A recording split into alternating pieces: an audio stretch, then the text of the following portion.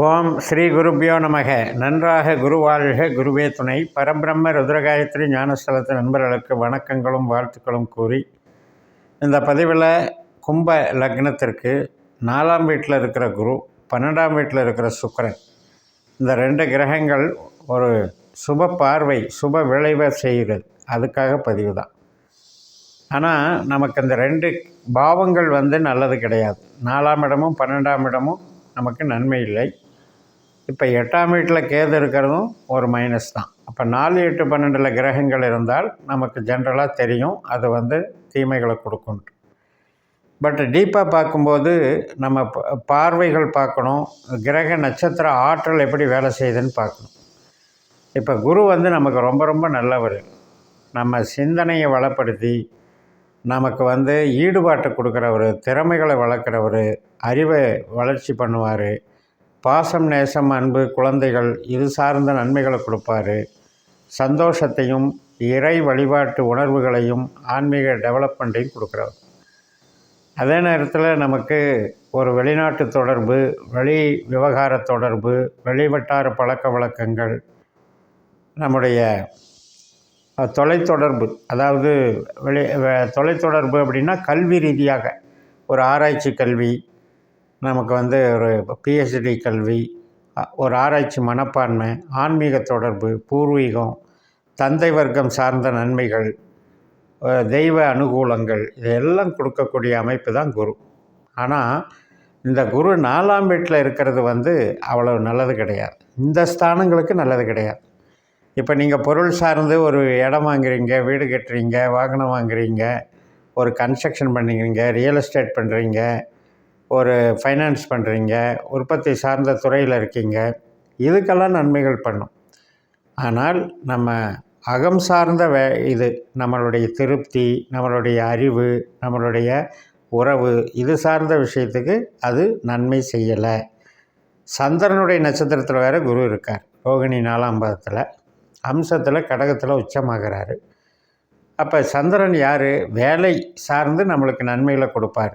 ஆனால் அதே நேரத்தில் அகம் சார்ந்து நோய் உபாதைகளையும் பார்த்துக்கணும், உறவுகளில் விரிசல்களையும் பார்த்துக்கணும். இது குருவினுடைய செயல்பாடு. இப்போ 12ஆம் வீட்டில் இருக்கிற சுக்கிரனை பார்ப்போம். இப்போ இந்த சுக்கிரனும் அதே சந்திரனுடைய நட்சத்திரத்தில் இருக்கிறதுனால தான் இந்த டாபிக் எடுக்கிறோம். குருவும் சுக்கிரனும் பார்த்துக்குதுங்கிற மாதிரி. ஆனால் இந்த 12ஆம் வீட்டில் இருக்கிற சுக்கிரன் நமக்கு ஒரு நன்மைகளை செய்கிறாருன்னே நம்ம எடுத்துக்கலாம். எப்படி அப்படின்னா, ஒரு அறிவுத்திறனை மேம்படுத்த விடுவார், ஆராய்ச்சி மனப்பான்மையை மேம்படுத்துவார், நம்முடைய பொது வட்டார பழக்க வழக்கங்கள், நண்பர்கள், மூத்த சகோதர சகோதரி வகை இந்த சார்ந்த நன்மைகளை சிலது கொடுப்பார். அதாவது அவங்களுக்கு பொருளாதார மேன்மைகளை கொடுப்பாங்க. இப்போ நமக்கு 7ஆம் வீட்டில் தான் சுக்கிரனுடைய நட்சத்திரம் இருக்குது, பூரமாக சிம்மராசியில். இப்போ அந்த வீட்டுக்கு இது கொஞ்சம் மைனஸாக இருந்தாலும் ரொம்ப மைனஸ் பண்ணாது, ஓரளவுக்கு அந்த 7ஆம் வீட்டு காப்பாற்றி கொடுக்குது. ஆனால் உறவுன்னு பாருங்கள், 7ஆம் வீடு 1ஆம் வீடு இதுக்கு 12ஆம் வீட்டில் சுக்கிரன் இருக்கிறது உறவு சார்ந்த விஷயத்துக்கு அவ்வளோ ரொம்ப சிறப்புன்னு சொல்ல முடியாது. அதனால் இந்த 7ஆம் வீடை கெடுக்காது, ஆனால் நல்லாவும் டெவலப்பும் பண்ணாது. அந்த மாதிரி அமைப்பில் இந்த சுக்கிரன் இருக்குது.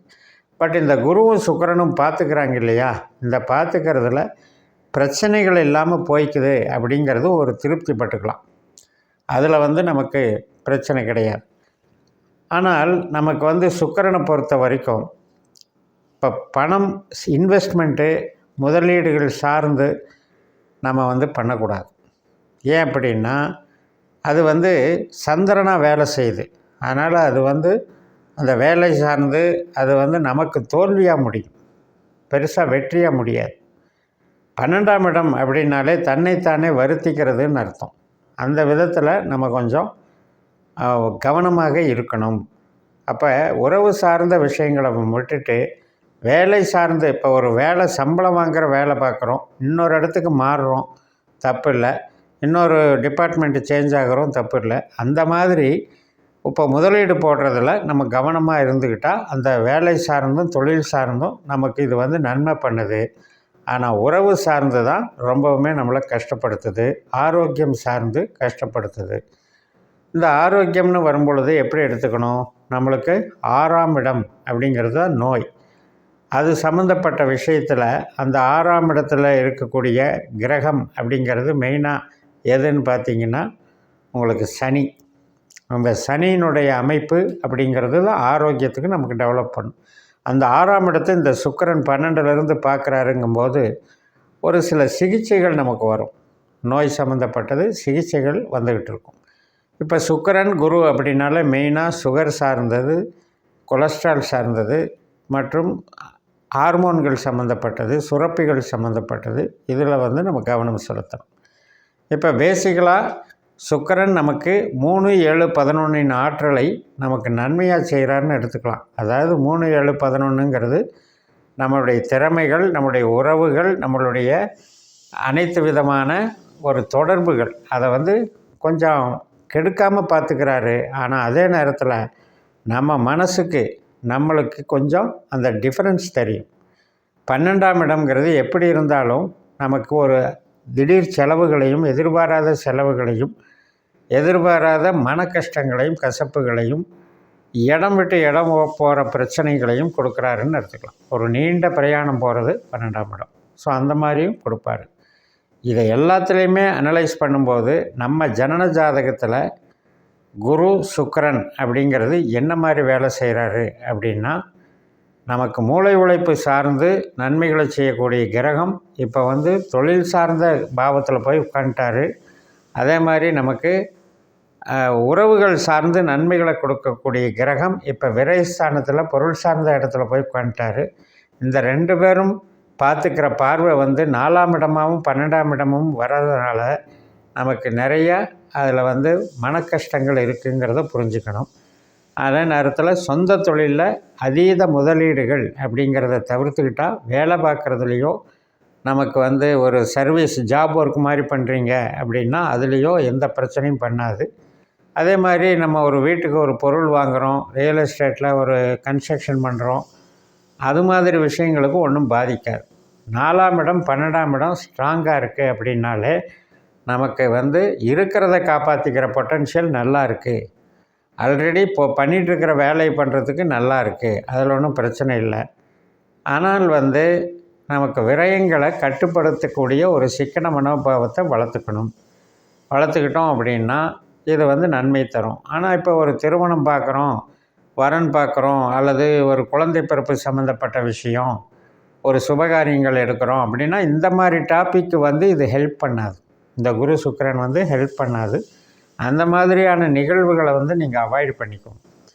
அதாவது இந்த 12 நாள் மட்டும் அதை அவாய்ட் பண்ணிட்டீங்கன்னா சுக்கிரன் அந்த சந்திர நட்சத்திரம் கிராஸ் ஆன பின்னால் நமக்கு ப்ராப்ளம் இல்லை. சுக்கிரன் மாதக்கோள், அது மாதம் அப்படியே நகர்ந்துக்கிட்டே இருக்கும். அதனால் இந்த 12 நாளில் நம்ம எடுத்திருக்கிற கேர் என்ன அப்படின்னா, அதீத முதலீடு, அகலக்கால் வைக்கிற முதலீடு வேண்டாம். உறவுகள் சார்ந்த விஷயத்தில் மெயினாக இன்வால்வ் ஆகிட்டு அதில் அதிருப்திப்பட்டுக்க வேண்டாம். அந்த அதிருப்தி இல்லாமல் இருக்கிறதுக்கு அதில் இன்வால்வ் ஆகாமல் இருந்தாலே போதும். இது எல்லாருக்குமே நடக்க போகிறதில்ல. உங்களுக்கு குருவோ சுக்கிரனோ சந்திரனோ திசாபுத்தி அந்தர சூட்சுமங்களில் ஒரு சின்ன பீரியடு கம்மி அந்த இதில் திசையில் புத்தியிலையோ அந்தரத்துலையோ வந்தால் மட்டும்தான் நடக்குன்னு சொல்லி நிறைவு செய்கிறேன். இந்த சேனலை சப்ஸ்கிரைப் பண்ணி ஷேர் பண்ணுங்கள். உங்கள் தனிப்பட்ட ஜாதக பலாபலன்களை என்னுடைய வாட்ஸ்அப் நம்பரில் தொடர்பு கொண்டு பலன் பெறுங்கள்.